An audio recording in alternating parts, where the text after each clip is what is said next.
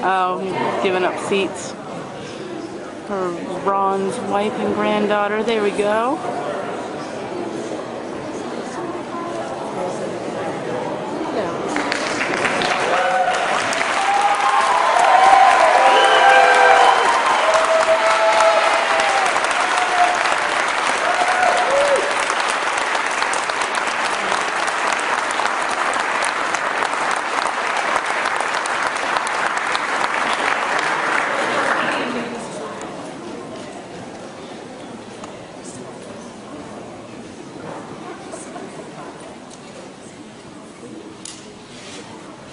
Well, Dr. Paul, good morning.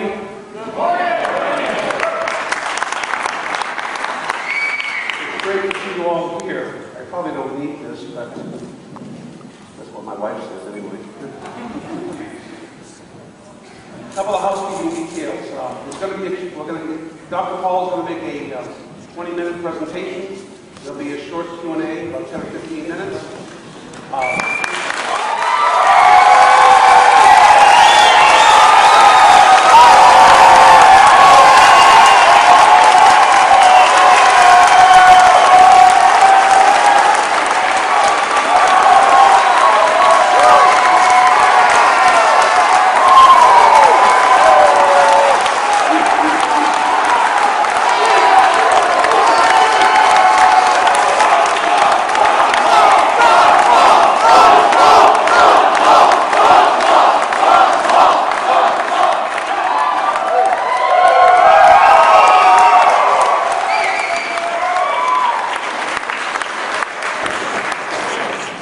So I finished with those details. You can say that anytime. Get closer, Paul. Sorry? Closer to the mic. Okay, closer to the mic. Thank you. There are a few people that I'd like to thank today that made this venue possible. Brian Gardy, the Not coordinator, to help.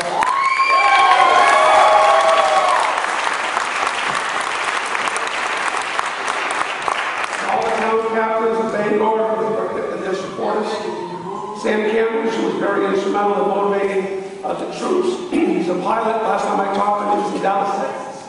A big supporter of the Ron Paul revolution. Pastor Lee Whitting, a supporter and admirer of Congressman Ron Paul, who pastors this church. Woo!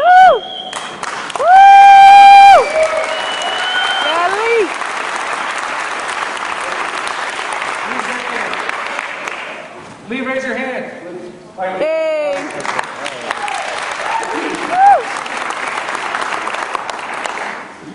After several months of hard work and careful planning by the Ron Paul team and its many supporters, we gathered here today, this morning in Bangor, Maine, to begin the first of 6 historical campaign stops that will take us all the way to southern Maine and ending at the Eloquent Town Hall in Alfred, Maine. This historical site, known to Bangor residents as the Brick Church, was founded in 1820 and was once the home of such prominent ministers as Ralph Waldo Emerson and attended by historical figures such as Henry David Thoreau, 2-term Maine Governor Edward Kent, Vice President Hannibal Hamlin, who served under President Abraham Lincoln, and Civil War hero Maine Governor Joshua Chamberlain. Today, however, we have the great honor and to support an equally very brave and courageous man who, for years, as a congressman from Texas, has been telling the American people and their elected representatives in Washington that America is headed on a collision course and that it must change its ways.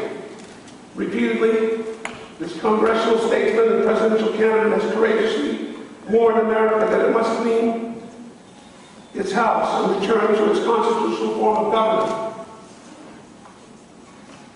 A government that is deeply rooted in the firm conviction that America is based on a strong belief in individual liberty. In his own words, we have not come here today to win an election. We have come here today to change the course of history.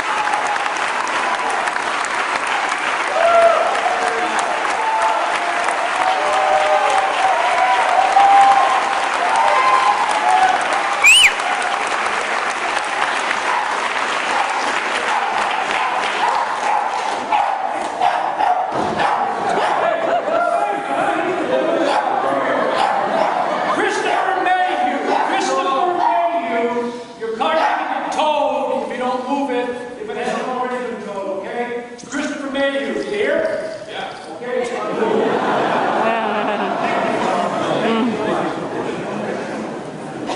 Thank you, Paul, for that nice introduction, and thank you all for coming and having such a nice reception. I do want to introduce my wife and granddaughter sitting here, my wife Carol.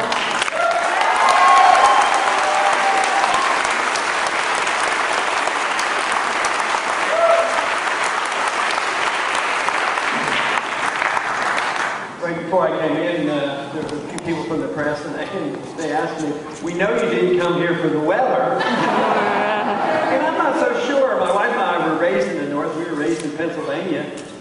She likes the warmer weather. I like all kinds of weather. Snow. I woke up this morning and saw that snow. That was beautiful.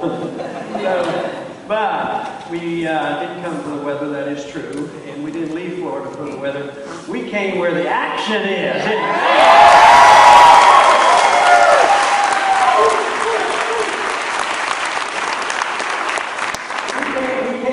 Delegates, and that's the name of the game. That's how you win an election. Now, Paul mentioned that we do want to change the course of history, and that is true. And we deal in ideas and very important ideas.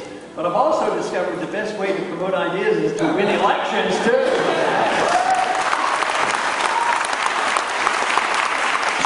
So what is true in the early years when I first ran for Congress, it was strictly concerned about the future of the country, but it was in the 70s. We lost the last link of our dollar to gold, and I was absolutely convinced that it would lead to an economic disaster. If you look at any economic chart from 1970 on, 71 on, it's been very, very bad when it comes to spending and debt, size of government, inflation, unemployment problems. It just is exponentially going up, and we've gotten to this point where just printing more money and spending more money doesn't seem to be working. I don't think it's going to. That's why they're giving our ideas a lot more attention at this very moment.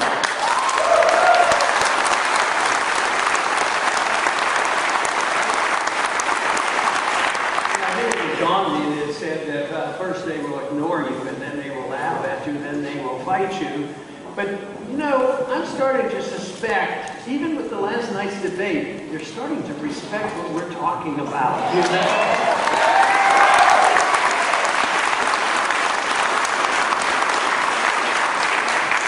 I watched CNN for a little bit, and they were talking about what are we going to do with this Ron Paul and his supporters? How are we going to get rid of them?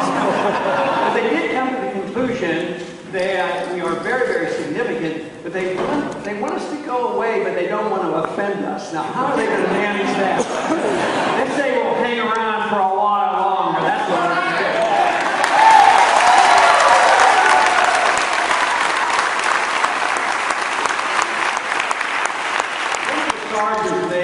I guess us who want limited government, I'm sure you have been on the receiving end of these charges, is that why do you want to be so radical? You know, what is this idea that you're extremists, radical, eccentrics, and all this? And the answer really is, how did the radicals get in charge of our government? That's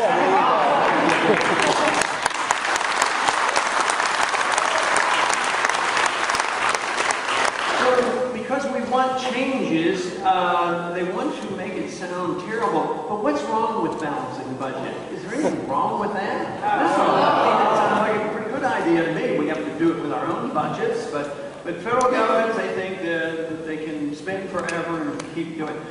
What's wrong with the idea of taking away the power from a secret group of individuals to print money at will? You know,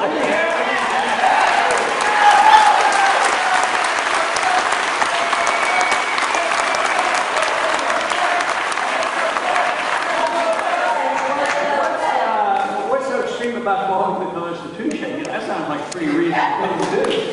But those who will mock us for wanting to follow the Constitution, I don't know whether they just don't read it, or don't care, or they don't understand it, or just what. But they don't want to pay attention to it. I think one of the problems, if we want to be generous and give them the benefit of the doubt, so many over the last many decades, maybe 40 or 50 years, we have been taught in our educational system that it shouldn't be a rigid document. It should be a flexible document. It should be changing with the times. and therefore they can say, well, anything we want to say, it does. I don't think those individuals who take the oath of office in Washington and never seem to follow it, I don't think they lose any sleep at all. I think they said, well, we're just doing what's right, and this is the way it's supposed to be, and we don't want to be overly rigid. Well, the founders gave us a perfect way of changing things if we want to modernize our Constitution. And that is amend it. Don't just ignore it. This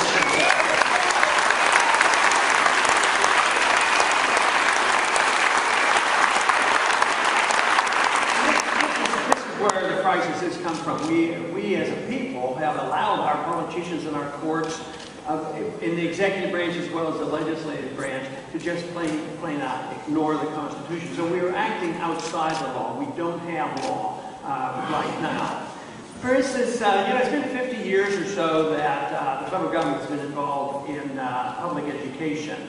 Now, the Constitution doesn't address the education only indirectly.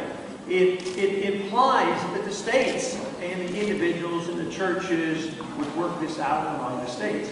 But there's no explicit authority for the federal government to run public education.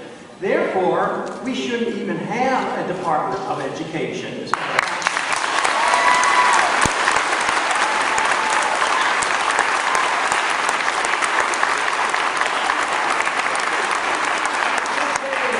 Let's say the people and the majority say, well, we think the federal government should. If they want to, what they should have done is then the Constitution said, now the federal government's going to take over education. But the fact that we can go from no federal government authority to be involved to the point where you can't do anything without the federal government permission, that transition, when it was done this way, that means that the rest of the Constitution doesn't have much meaning. The monetary issue. Is there any meaning in the Constitution? It still says only gold and silver can be legal tender. You can't emit bills of credit, which is paper money. There's no authority for a central bank, and look at what we have. So it's the lack of respect for the rule of law that has gotten us into this mess. So someday, if we want to survive as a republic, we're going to have to change that. We cannot be an empire run by the dictatorship of the majority to run a welfare warfare state. If that continues, we're going to go off a cliff in not too many years from now. But right now, I can report to you from my many visits across the country that there's a lot of people that are now with us and are determined that they know exactly where the problems come from and what we ought to do, and our numbers are growing.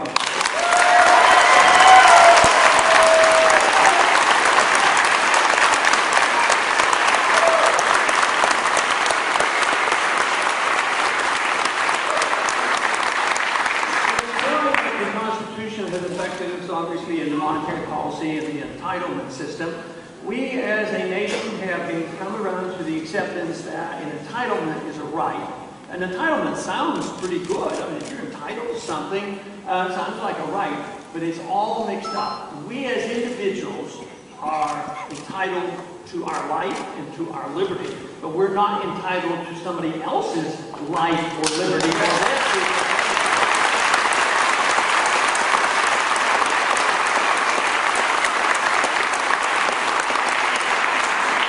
Because of our carelessness, now we have developed a system around that we're going to have perfect fairness and perfect equality.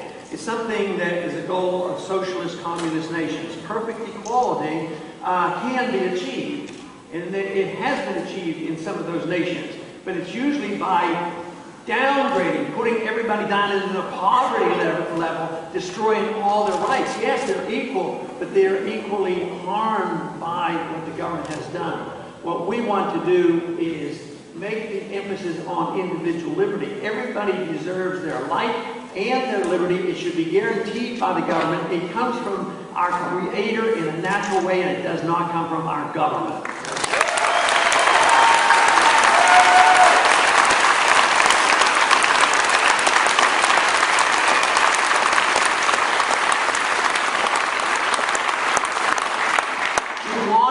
Respect for the idea of private property. In many ways, if you defend private property, you can defend all your civil liberties. If you have a church It's a piece of property. If you protect that property, you protect what's in that property, and that is our churches or our homes or our own personal lives.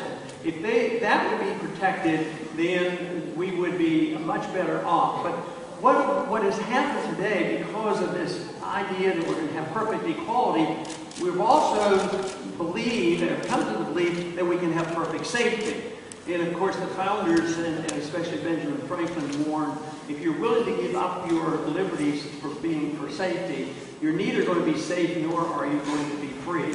And unfortunately, that is where we are. We should never have to give up or never be tempted to give up any liberty to be safer, because it won't make us any safer.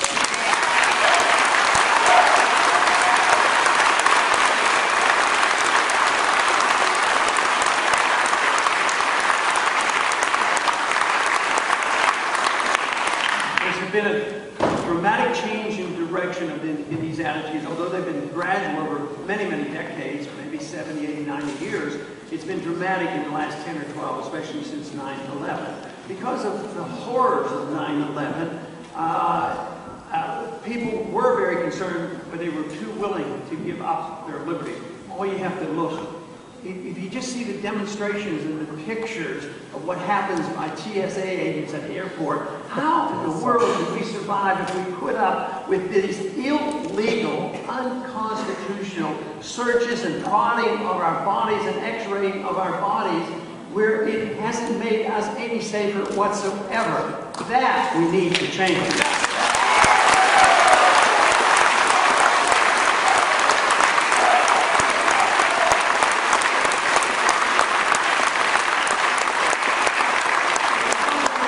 After 9/11, which we all shared in the concern about what was happening, Congress rushed the bill to the floor. The bill had been written many years ago and had been just sitting around waiting for an opportunity for it to be passed.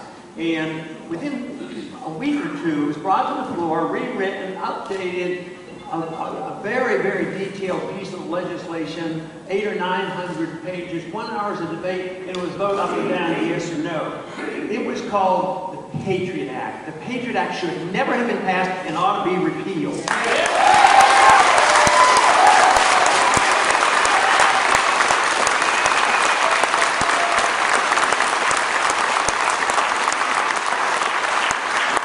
I was sitting next to another congressman when we were voting on it, and I called his attention to it. I said, you know, how come you're voting for this? And I was voting against it, in case you didn't know. So I said, why are you voting for this? And I said, you don't know what's in it. You haven't read it. You haven't been around long enough. He said, I know. He says, he says, how can you vote against the Patriot Act? You know, it's the name that said it. You know, if you see the name on a bill in Washington, what's in the bill is almost always the opposite of what the bill name is. So he says, and how could I go home and explain to my constituents that I voted against the Patriot Act right after 9/11? I said, well, but that's your job. Go home and explain it to them. That's what your job is.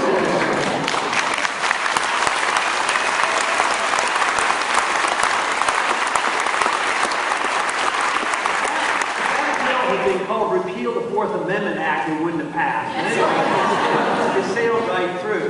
But we're suffering the consequences. We gave up an awful lot because now they can look at all our records and no authentic search warrants, no going to judges. So we have given up and sacrificed a lot. But it's continuing is the big problem. They never give up. Last week we had a fairly decent victory by stopping SOFA and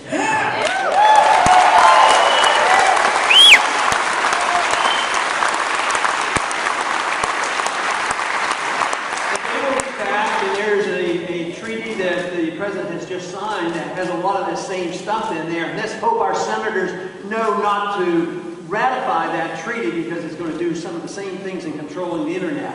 The internet is the weapon of liberty as far as I'm concerned.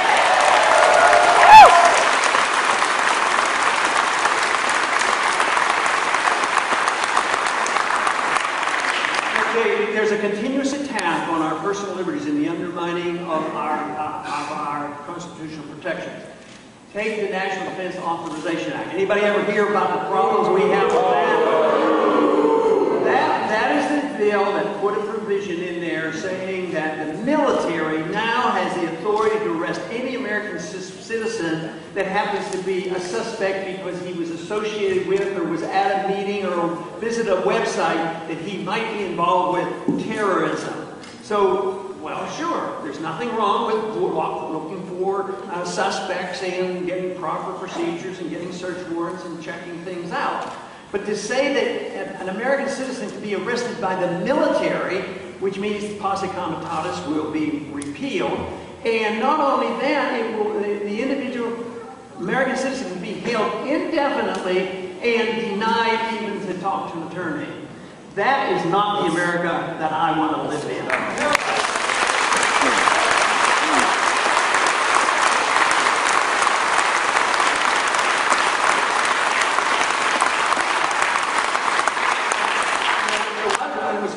Senate, it had gone through the House last summer, and just recently went through the Senate. And there was one provision put in the Senate that says, if you are arrested and they allow you to have a trial, and you're found innocent, they still could hold you forever. They put you in prison, even if you've been found guilty in a court of law. I mean, this is totally astounding. But there was a certain senator from Kentucky who got that provision removed.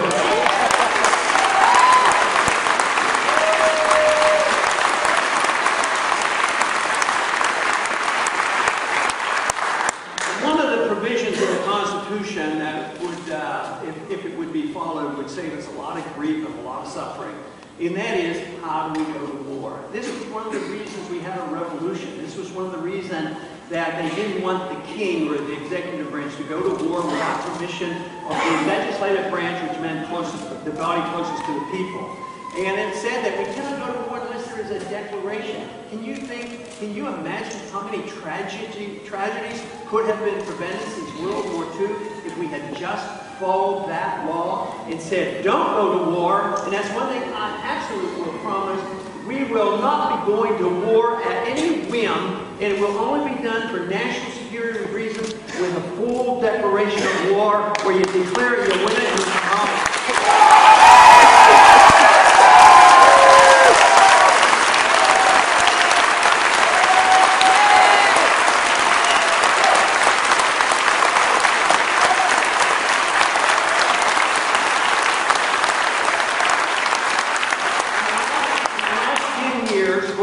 Quite a few battles since World War II that are undeclared, but in the last 10, 12 years, we've been involved constantly, and they're ever expanding. Presidents, candidates promise one thing and they do the other. In the year 2000, the Republicans had a candidate that said we shouldn't be in nation building. We shouldn't be the policemen of the world. We shouldn't be involved in nation building and getting involved in internal affairs. But quickly, after the election, did exactly the opposite. Even Obama spoke more softly about bringing troops home and ending wars, but he's expanding wars. He's into Africa now, various states in Africa. They're talking about going into Syria. They can't wait. There's some in Washington can't wait until they can start a war with the Iranians. So I would say that a change in foreign policy would do a lot of good. It would save a lot of lives. It would save a lot of money, too. We ran up the national debt over $4 trillion because of these wars that are ongoing. And when are they going to end? And right today, there was an announcement by the executives, I don't know whether the president or somebody else, was warning Iran, you better behave or we'll have to come back into this country. We gave you all your freedoms, now you better act up because there's chaos over there. We literally have turned that country over to the Shiites who are allies with the Iranians, who are allies with the Chinese. In all these good intentions and pretenses of why they're over there, sometimes it boils down. It's not too far removed from saying, it's all about oil. You know,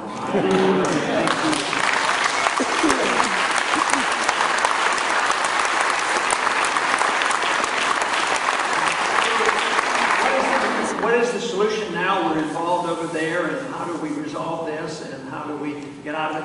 I say, just come home. Just bring the troops home.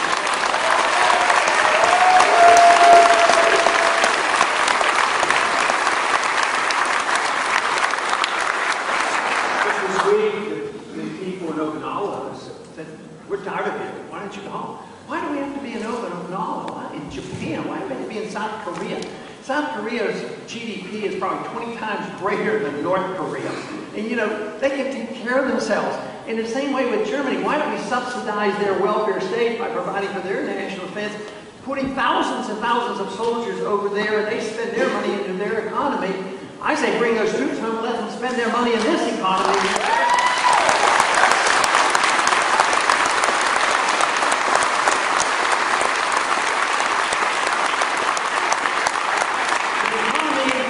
Or if you do statistical analysis of what the people are most concerned about, they're concerned about the economy and jobs, and they should be. But what they have to understand is how we got into this mess, because if we continue to do the same things that got us into the mess as a solution, it's not going to work. We got into this mess because government's too big, they spend too much money, they tax too much, they borrow too much, they print too much money, they were too much involved in fixing the interest rates and manipulating the economy.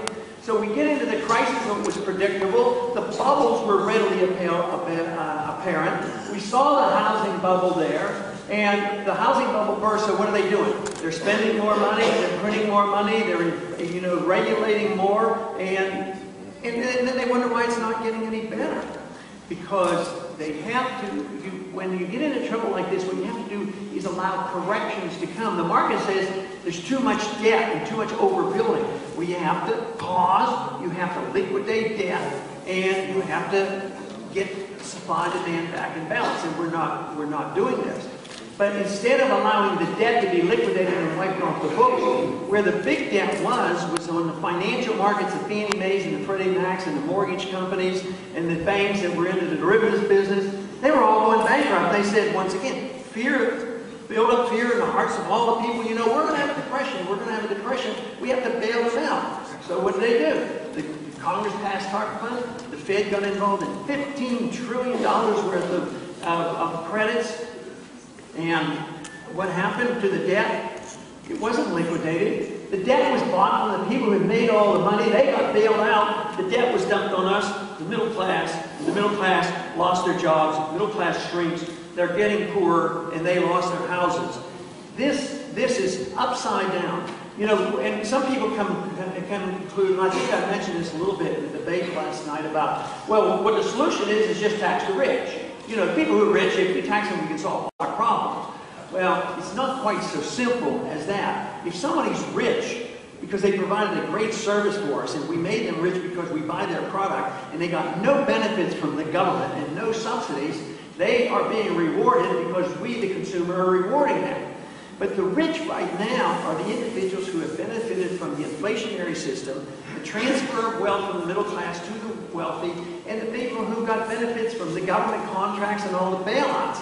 They not only shouldn't be, they should be taxed, but they shouldn't get the money in the first place. We shouldn't be bailing them out.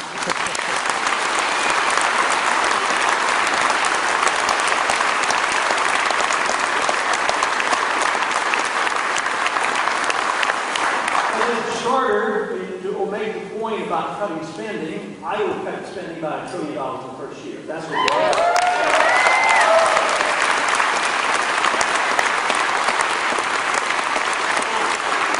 People get very nervous about that. Other candidates talk about cutting. Nobody's talking about real cuts. Nobody in Washington is talking about it. No candidate is talking about it. All they're talking about is reducing the proposed increases over the next 10 years.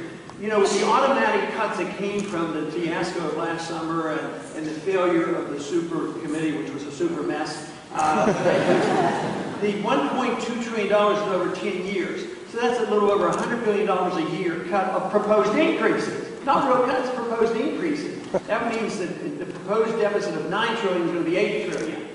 And yet, our national debt's going up $100 billion a month. And they think they're dealing with the problem. So we have to change our attitude, but we, the people, have to decide what we're going to put up with and what you're going to put up with in Washington. So if you want to change, you have to decide whether you really want to be the policeman of the world. And I don't want to be the policeman of the world.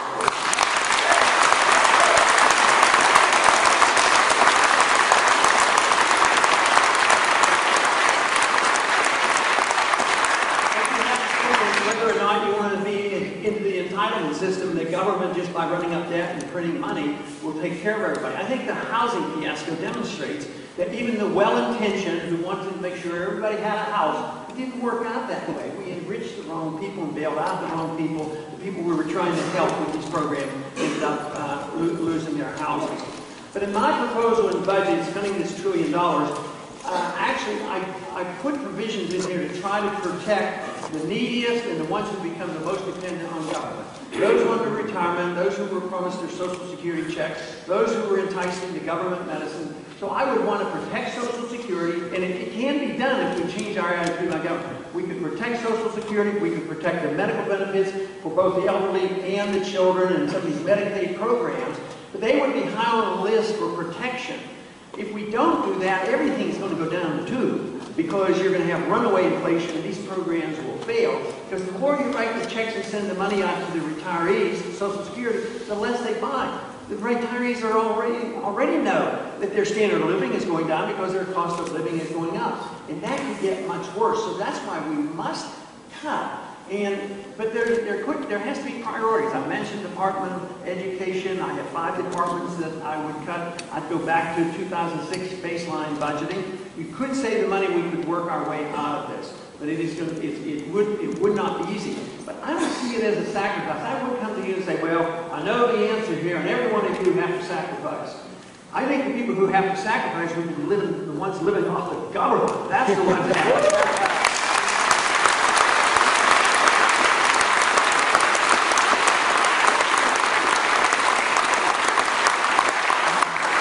And those who are willing to take care of themselves, it's not going to be a sacrifice to you if you pay less taxes. If we could work to the day when you don't have an income tax, we wouldn't have to.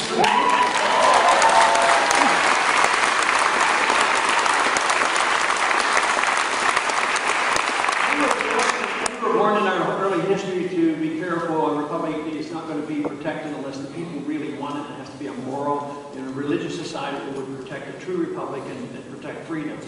I believe we have more freedom from the republic. I don't think we have a republic. I think we have pure democracy where if you can get coalitions together and come up with a majority, they can run roughshod off the minority. Right now, the minority are people who would like to get the government out of their lives and they'd like to take care of themselves. Not only getting out of their economic lives, they'd like the government out of their personal lives as well. And under those circumstances, the whole system would be so different. We'd emphasize different things. But the free society should be such a welcome. Freedom really brings people together. And that's why I think if you want to have a society that gets along and is diverse, everybody wants their freedom, but they might want it for a different reason. We don't insist to have freedom of religion so everybody has to follow the same religion. We have freedom of religion and people get to pick their religion or no religion whatsoever, and we put up with it. But as soon as it comes down to what we do with our own bodies, what we put in our own bodies, and what our habits are and social values are, sure, some people will abuse their freedom, but just because somebody won't be religious doesn't mean we can have a mandate and say you will be religious. It's ridiculous. I mean, we've gotten to the point now where the federal government tells us whether or not we can drink raw milk, and I think that's pretty bad.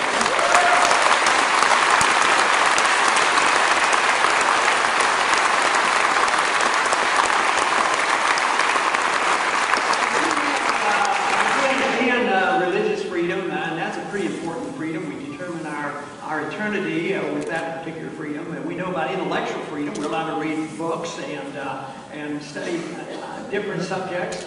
But as soon as it comes to people's bodies, all of a sudden the government says, we're going to protect you against yourself. Governments, once we concede to the government that they're going to protect us from ourselves, believe me, it's not much left. You have to protect you from yourself, and you have to suffer the consequences if you don't take care of yourself, and you can't depend on somebody else to take care of you if you mess up.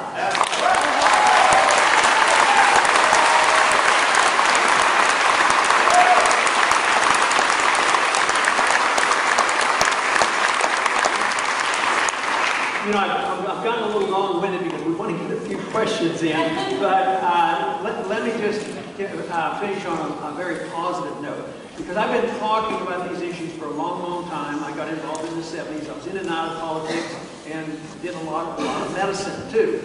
But today there is a difference. It's different than 30 years ago. It's different than 4 years ago. Take for instance this issue that I was talking about last night about Cuba. The whole thing is different now than 4 years ago. Twice as many people agree with the idea that we ought to not have sanctions on Cuba, that we ought to start talking to the Cubans and traveling back and forth with Cuba.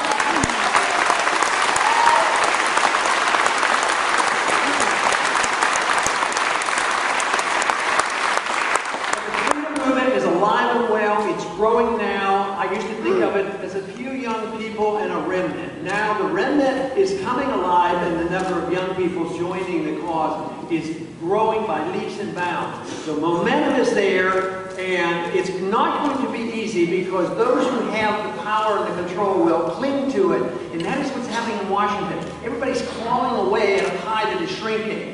If we don't want to claw away at the pie that is taken, you know, which is redistribution of wealth, we want to enhance our freedom. If we enhance our freedom and understand how free markets work, believe me, that is the way to achieve peace and prosperity. Thank you very much.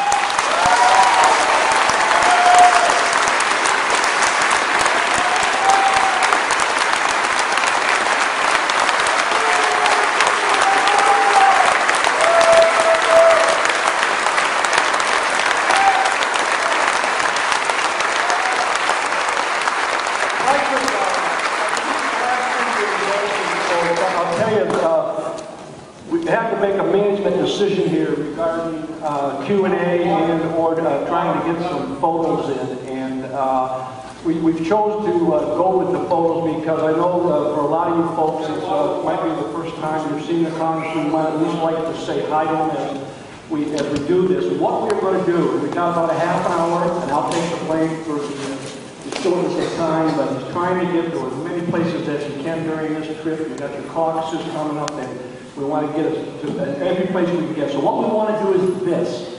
Folks who are not interested in a photo or any kind of saying hi can exit out the door this way.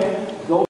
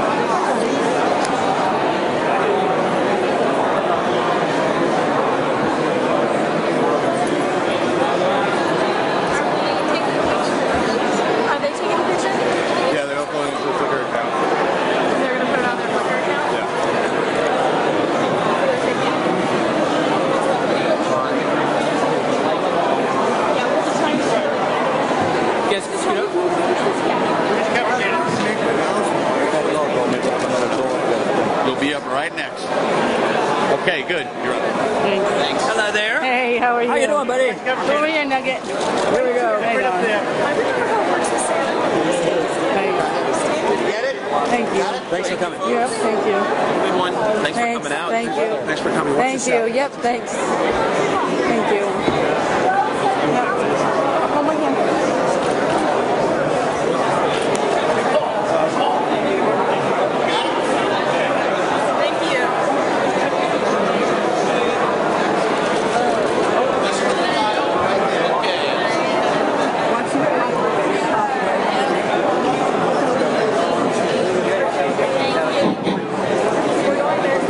While pictures are being taken, I have a very important announcement. Could you please give me your attention? The caucuses are coming up on the 4th, I think, at Husson College. Who wants to be a delegate for Ron Paul? Well, get connected. We're not seeing a lot of you guys. We've got a long lineup of supporters. Go to Husson College. Be there by 9 o'clock on the 4th. That's the Saturday. And stand up and stand for Ron Paul. And like us on Facebook, Maine for Ron Paul. All right.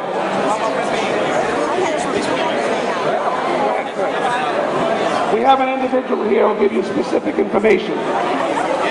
Okay, my name is Harrison Clark. I'm the Penobscot County State Committee man for Penobscot County. I want you to take this enthusiasm you have here and attend the caucus for your town. Bangor and 23 other towns are caucusing at Hudson University at 1 o'clock Saturday the 4th, 8 days from today. But other towns are caucusing at other dates at other times. If you do not live in Bangor or one of the towns that's going to Bangor, go to MaineGOP.com and the date should be listed. If there is no date for your town, contact the state GOP and say you'd like to hold a caucus in your town. But the process is attend the caucus, get yourself elected as a delegate, and in the straw poll that we will hold at the caucus, express your support to the candidate that you support, in this case, Ron Paul. I was asked to tell you additionally to go online, like us at ForRonPaul.com. You can get a lot of information about your caucuses, your precincts, your caucuses. You can get information there. My name is Tracy Gauthier. I am the Republican chairman of the Penobscot GOP, and you are all welcome to come to our caucuses. Get online, find the information, contact the Penobscot County GOP, and we'll see you all at caucuses.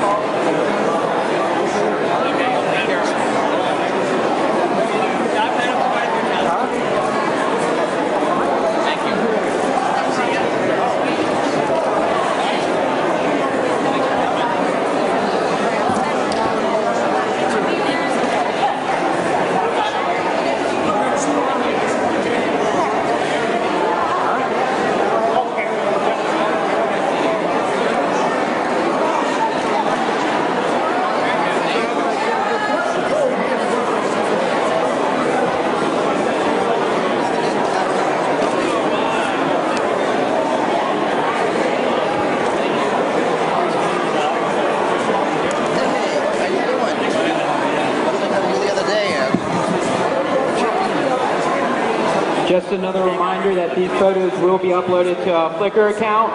You can get that link on our Facebook page, Maine for Ron Paul 2012. It'll be up there. You can also find the Flickr link at maineforronpaul.org.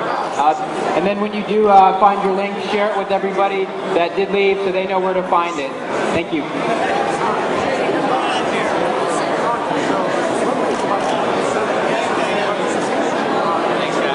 Also, Cody Morgan of Youth for Ron Paul here in Maine is asking all the college kids to stick around for a group photo. And then you guys can get connected with the campus Ron Paul supporters. Thank you so much.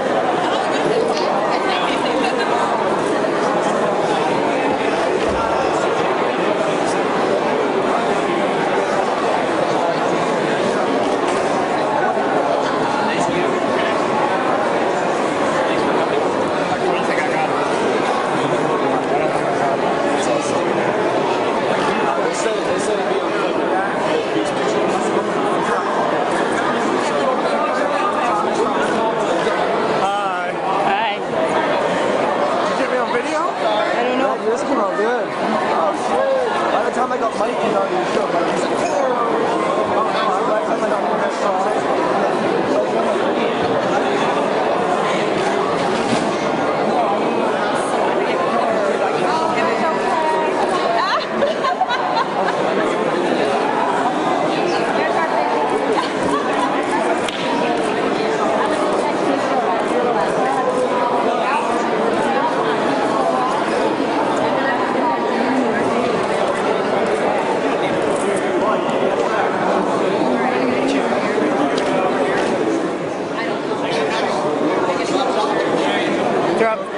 You dropped something. Sorry.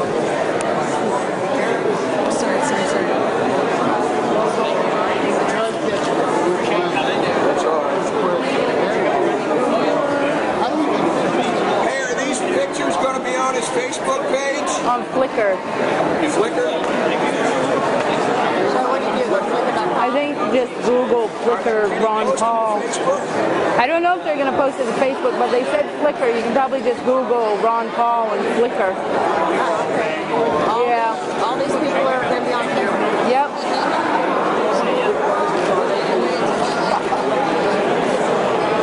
Sorry. No, it's all good.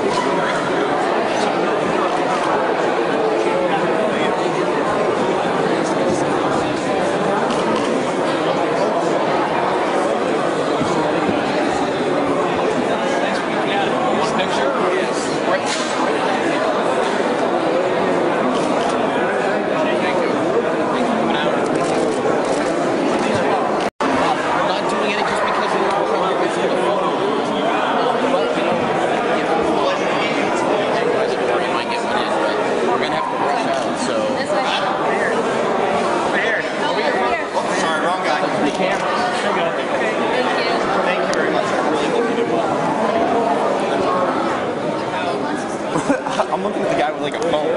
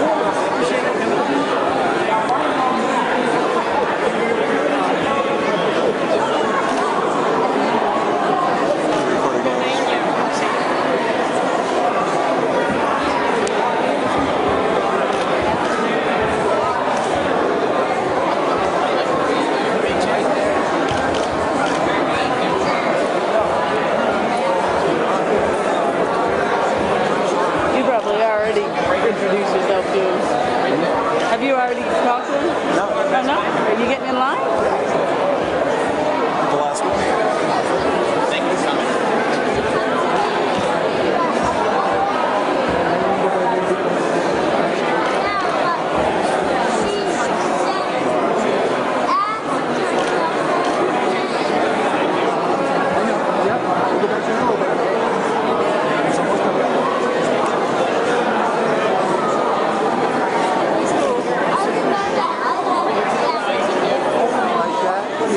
Still do. Yeah, just sit down.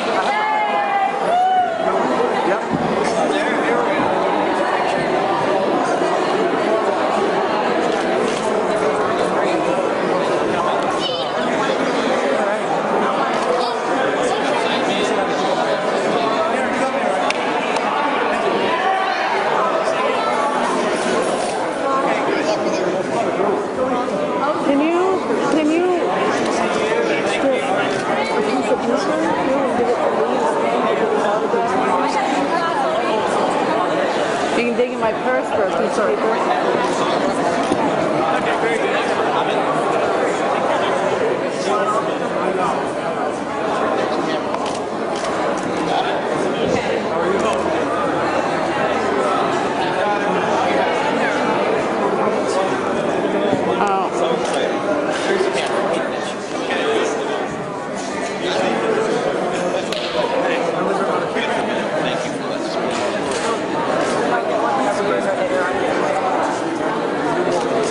Feel like going in again? Oh, why? Must be already. Get his autograph? Or I can do it. I can do it. If you want to keep filming, I can do it, or you can do it. Right here. Keep the shots. I'm trying, man.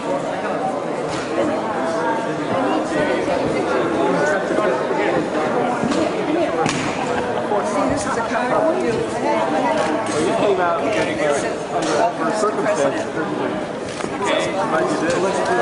Hey, wait!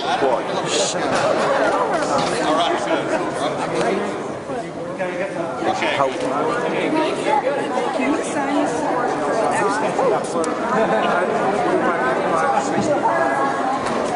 You must have been around here, right? 28 years old? That's my block. I guess 28.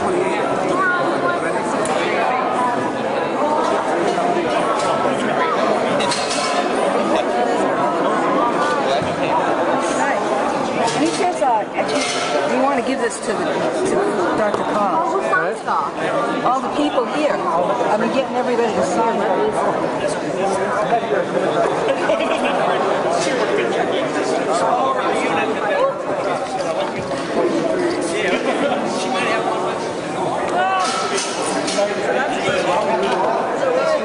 Kind of sloppy, but right? That's all right.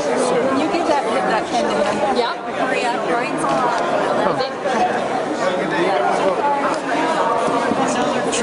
You're like the kind of person that wants to sign to Dr. Cobb. He signed his dollar bill. That's awesome. Thank you, sir. Thank you very much. Good luck. Yes, sir, it is. Yes, we were able to get $1 money for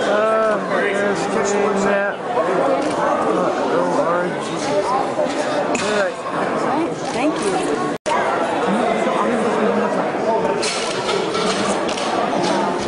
One more.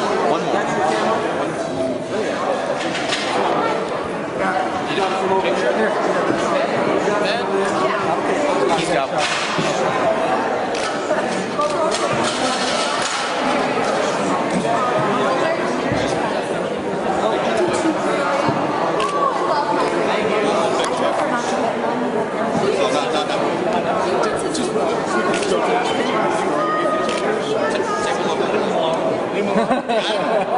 After the show, we could have some of those things in the other room.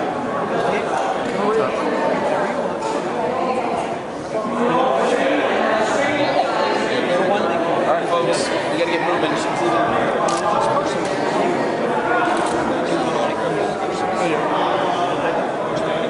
Yeah, I'm just curious, you know, agents were like, you know, like cheap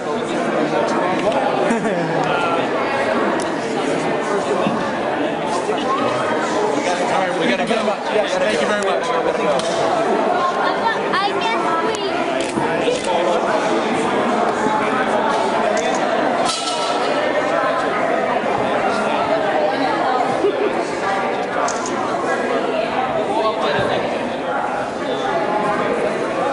Show me a picture. Yeah. Okay, go.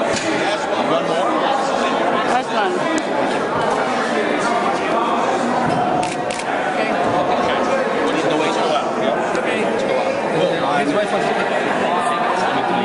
Thanks a lot. Thank you so much. Very cool. Thank you.